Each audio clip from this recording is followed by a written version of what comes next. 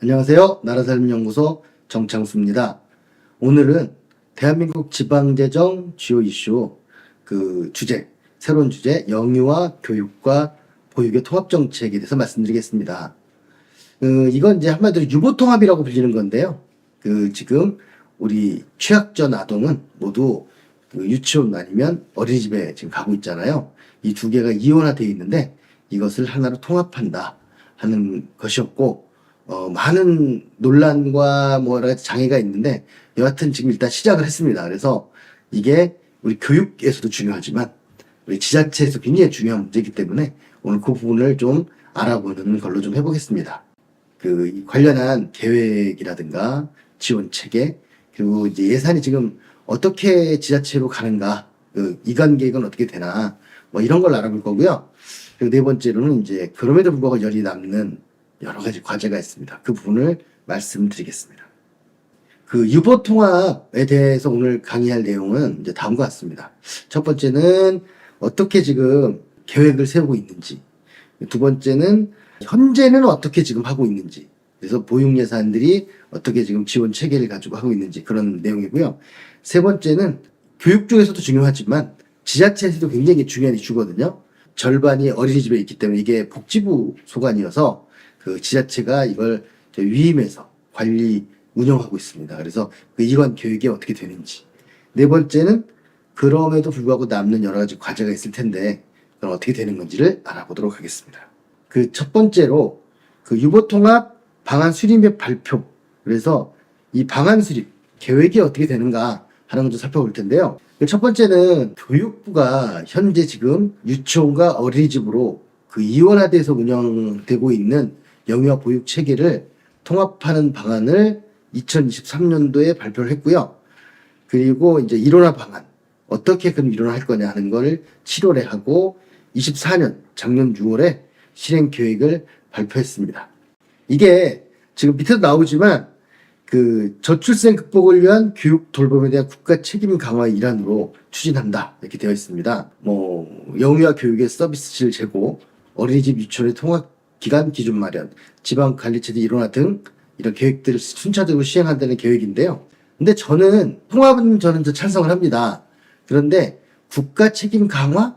약간 요거는 물음표가 있어요. 왜 그러냐면 국가 책임 강화이지만 그게 사실은 이게 교육청으로 일원화되는 거거든요. 그러면 교육청은 일종의 지자체잖아요. 그래서 지방자치 이런 입장에서 보면 약간은 물음표가 좀 일부 있지만 여하튼 통합돼야 되는 거는 사실 중요한 문제이기 때문에 볼 필요가 있습니다. 연결된 얘기로 말씀을 하나 드리면 한 4, 5년 전쯤에 한번 우리 보육 대란이 한번 있었죠. 유치원 이제 관련해서 보육 교육에 관련돼서 회계 투명성을 강화한다든가 관리 감독을 강화하는 그런 법안을 모의원님들이 주도를 해가지고 진행을 했는데 그거에 대한 반발로 유치원들이 휴업을 한다든가 이런 일이 있었잖아요. 그런데 저는 항상 이면을 봅니다. 그런데 왜 그분들은 실패하고 왜 정부는 그렇게 심각하게 느끼지 않았나? 그 비밀은 뭐냐면 우리 취약전 아동의 절반이 어린이집에 있었기 때문이에요. 유치원이 아니고. 그래서 어린이집은 복지부 소관이고 지자체가 관할하기 때문에 아이들이 그때 유치원을 못 가면 어린이집에 갈 수 있었던 거죠. 그래서 어떻게 보면 대란이 발생하지 않았다는 그런 점도 있었습니다. 여하튼 우리나라의 아이 취약전 아동들은 유치원의 반, 어린이집의 반 이렇게 다니고 있습니다. 그리고 유치원은 교육청이 관할하는 거고, 그리고 어린이집은 복지부 관할이기 때문에 지자체가 관할하죠. 그러니까 지자체와 교육청이 따로따로 하고 있었다는 거예요. 근데 이게 단순하게 관할의 문제가 아니라 또 깊이 있는 여러 가지 또 문제가 있습니다. 왜 그러냐면 유치원은 교사 자격증이라든가 교사 이런 걸로 진행이 되고 어린이집은 아무래도 조금 이게 느슨한 형태여가지고 통합을 반대하는 쪽이 주로 유치원 쪽이었어요. 그건 아시는 분 아시겠지만 일단 그걸 아시는 상태로 출발하겠습니다. 교육부가 발표한 유보통합 계획은 계획입니다. 아직 이게 다 된 거 아니에요. 세 가지로 구분할 수가 있는데요. 5대 상향 평준화 과제예요. 이게 뭐냐면 충분한 이용 시간과 일수를 보장한다. 지금 이 두 군데의 유치원과 어린이집에서 이용 시간이나 일수가 좀 달라요. 그리고 또 이제 여러 가지 또 부족한 예산 때문에도 문제가 있었죠. 그 다음에 교사대 영유아 비율 개선 문제도 있습니다. 저는 이거는 사실은 가능할 거라고 봐요. 왜냐면 애들이 줄고 있어서 교사들의 그 수를 유지한다면 이것도 가능하지 않을까 생각하고요. 그리고 단계적 무상교육 보육을 실현한다. 뭐 이것도 예산을 좀 더 투입하고 하면 가능할 거라고 봅니다. 그 다음에 통합 연수체계 마련. 그래서 유치원과 어린이집에 있는 교사들이 연수를 받을 때 그 같이 통합적으로 받게 한다. 이런 계획들이고요. 수요 맞춤 교육 프로그램을 강화한다. 이런 것들이 5대 상향 평준화 과제였어요. 그러니까 이게 무슨 말이냐면 사실은 유치원의 처우가 어린이집 처우보다 많이 좋습니다. 왜냐하면 교사로 구분돼 있고 아무래도 교육청이 재정이 좀 더 낮고 하는 건데 어린이집은 그것보다는 약간 복지시설처럼 운영이 되고 있었던 거죠. 여하튼 그래서 이 5대 상향 평준화라는 건 유치원의 수준에 맞춰서 평준화한다 이런 의미를 가지고 있습니다. 이게 이제 첫 번째 그 계획이고요. 두 번째는 통합을 하는 데 있어서 여러 가지 그 넘어야 될 산이 있어요. 그래서 그거를 어떻게 넘을 거냐, 계획이 뭐냐 했을 때 첫 번째는 입학 방식 문제입니다. 공정하게 입학한다 하는 거죠. 그게 첫 번째 입학 방식을 통합하는 게 있고 두 번째는 교원의 자격이나 양성책을 개편한다는 거예요. 그러니까 지금 이게 좀 문제가 되는데 그 유치원 교사는 교사 자격증이 있고 뭐 여러 가지 이런 게 있는데 어린이집은 아무래도 조금 자격 기준이 낮았기 때문에 이런 부분에서 불만들이 많이 있었어요. 이제 유치원 쪽에서. 그래서 이걸 그럼 똑같이 하려면 어떻게 해야 되냐? 이제 거기서 그 기존에 있는 어린이집에 있는 교사들을 그 자격을 어떻게 부여할 거냐. 뭐 이런 게 이제 과제였던 거고요. 그 다음에 세 번째는 이제 처우죠. 급여나 복지 이런 거를 그 개선하는 문제가 있습니다. 통합해야 되니까. 그 다음에 네 번째로는 영유아 교육 과정을 개발해서 적용하고 이건 뭐 별로 어려운 문제는 아닐 거라고 생각해요.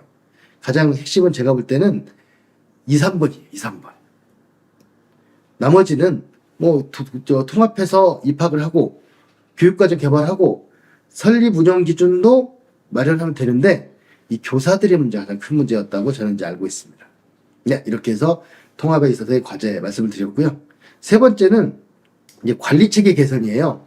그러니까 지금 교육청이 따로 관리하고 그 어린이집을 따로 관리했기 때문에 이걸 일원화하는 문제고 그 다음에 지원할 때도 이제는 한 군데서 해야 되겠죠.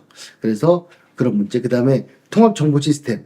지금 이제 어찌됐든 간에 보조금, 1등 1조 보조금이고 운영비 지원이나 이런 것들을 통합적으로 정보 관리 시스템을 두어서 운영한다. 이런 것이 있어서 일보 통합 계획에는 여러 가지 행정적인 문제들이 있습니다. 여하튼 저는 이제 그것에서 가장 큰 게 갈등 문제가 있잖아요. 처우를 똑같이 해준다고 했을 때는 좀 불만은 있겠지만 그래도 뭐 내 처우가 내려가는 건 아니니까 뭐 넘어갈 수 있는데 자격이라든가 그 이런 문제들은 좀 민감한 문제였습니다. 아무튼 이런 것들이 유보통합 계획에서의 여러 가지 한계였다 이런 말씀을 드리겠습니다. 자, 그리고 이제 다음으로 넘어가겠습니다. 그래서 그 지금 일원화를 위해서 그 1단계는 중앙 단위에서 기존 보건복지부의 영유아 교육 업무를 교육부로 이관하는 것이 필요하겠죠. 그러니까 아까 어린이집을 복지부가 하고 있었으니까 영유아 보육 관련한 뭐 국이나 실이 있었을 거 아니에요. 이거를 교육부에 이관하는 거예요. 그래서 이게 2023년 정부조직법 개편으로 교육부를 일단 일원화했습니다. 뭐 이거는 여야의 쟁점이 적었죠. 그래서 일단은 통합이 일원화됐어요. 지금 현재 교육부에 유보통합 관련한 부서가 있습니다. 운영하는 부서가. 일단 1단계 됐고요. 2단계는 지방 단위에서 시도청 및 시군구청의 영유아 보육 업무, 아까 얘기한 어린이집을 관리하던 업무를 정원과 예산을 시도교육청으로 이관하고 3단계에서 그 현장에 적용하는 시행 계획이에요. 근데 지금 2단계가 아직 안 끝난 곳들이 많습니다.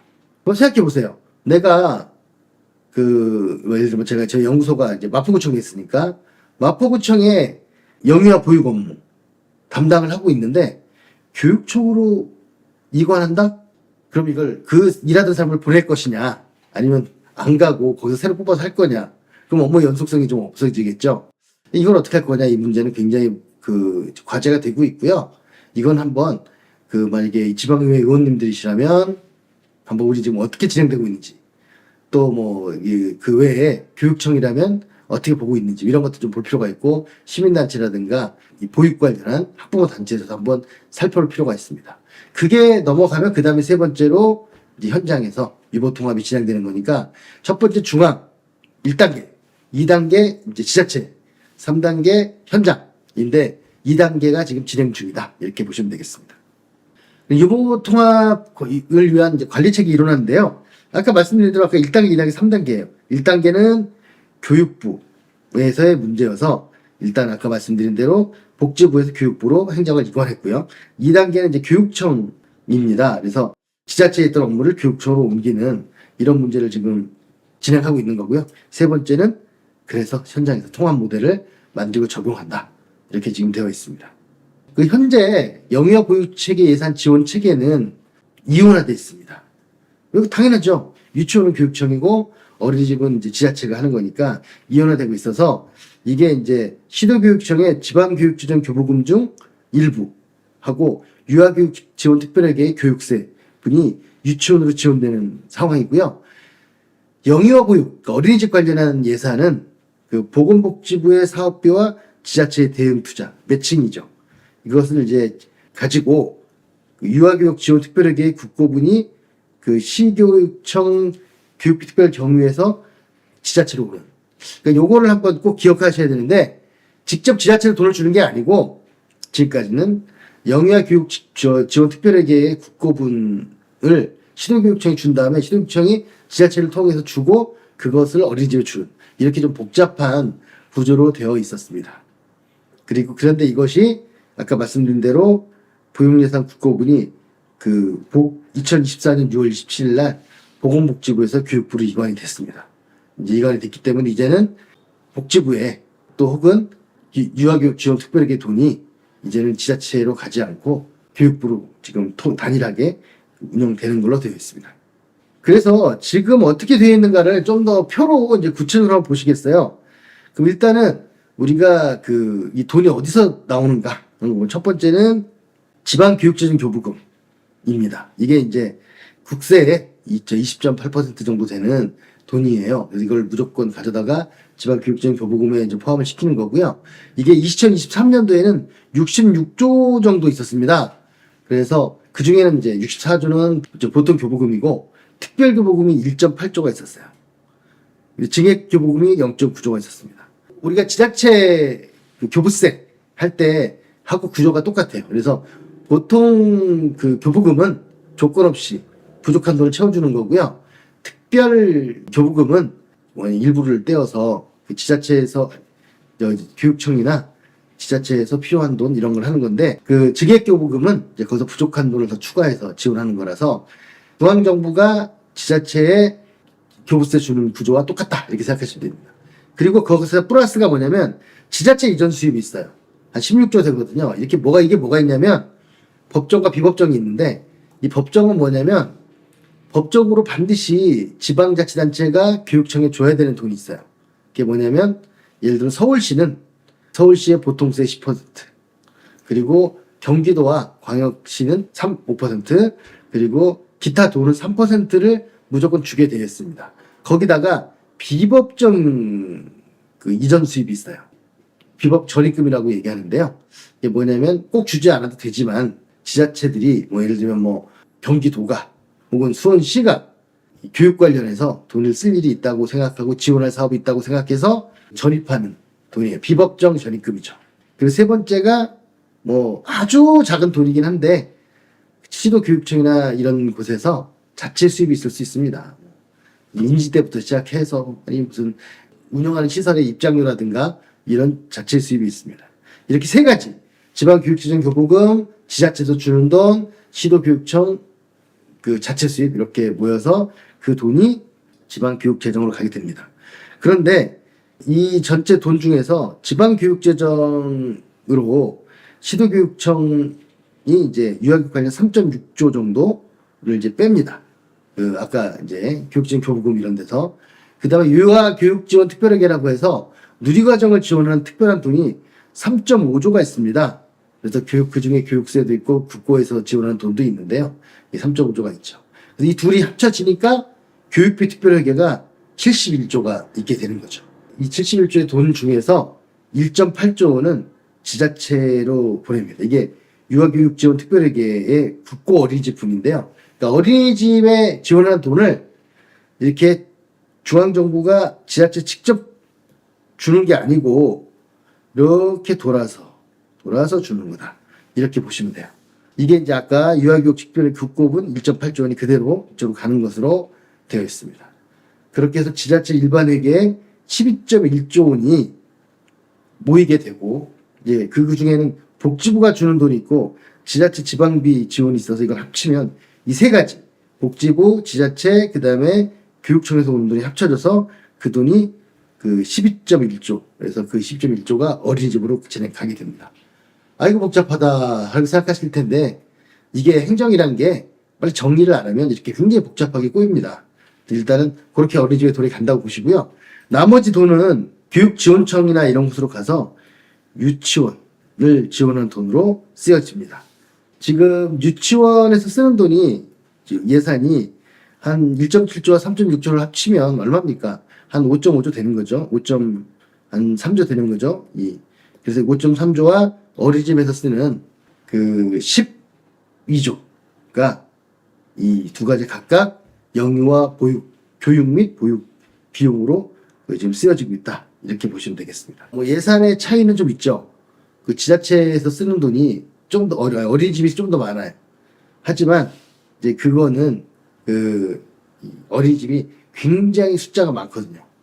숫자, 그 수용한 인원은 또 뭐 비슷하더라고요. 왜냐면 유치원이 뭐 한 10명 되고 유치원 할 수는 없잖아요. 근데 어린이집은 할 수가 있죠. 그런 것들을 지금 보여주고 있습니다.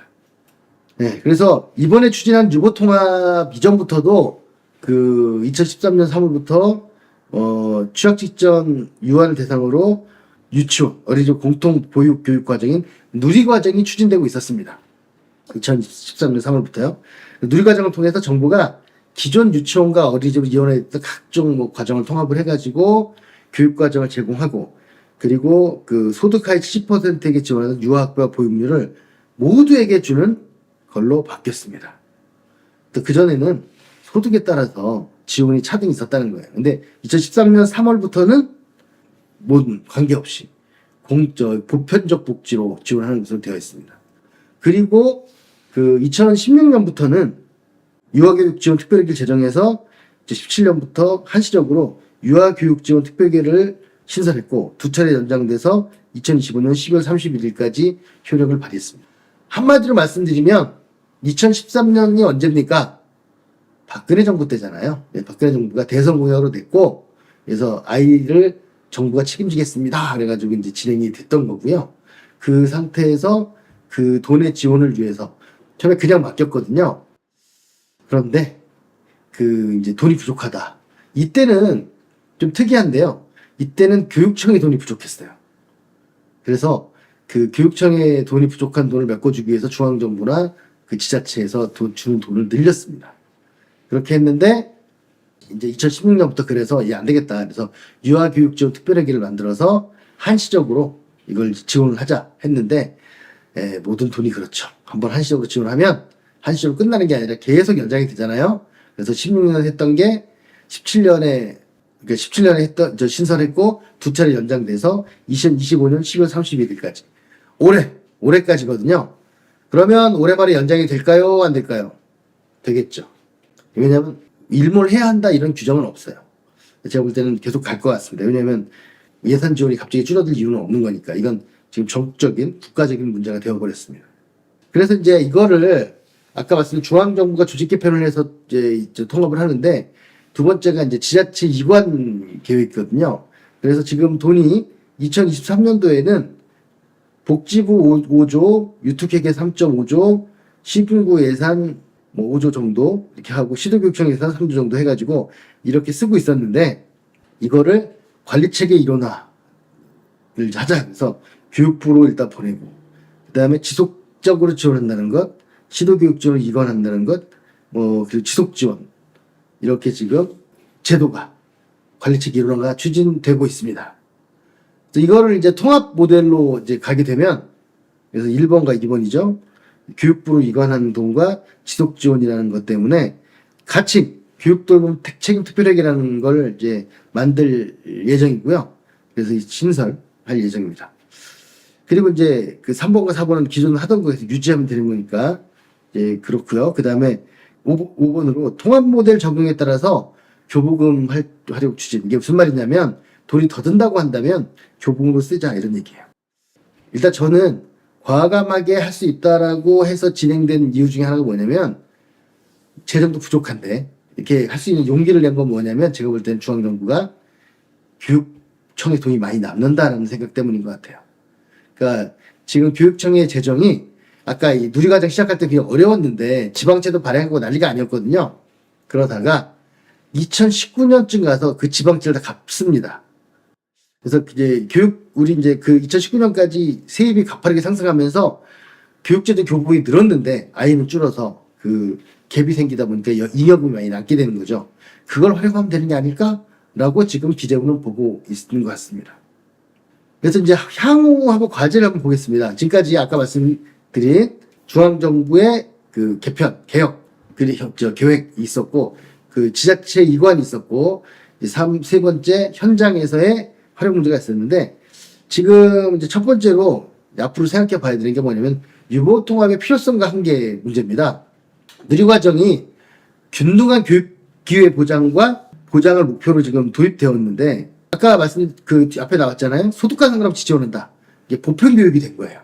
그전에는 보편교육이 아니라고 본 거죠.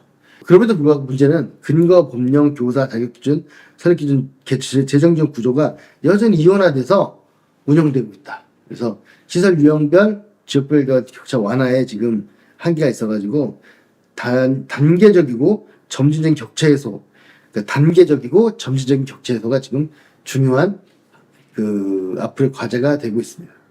두 번째 향후 과제는요. 유보통합 재원 마련 및 갈등 관리의 문제입니다.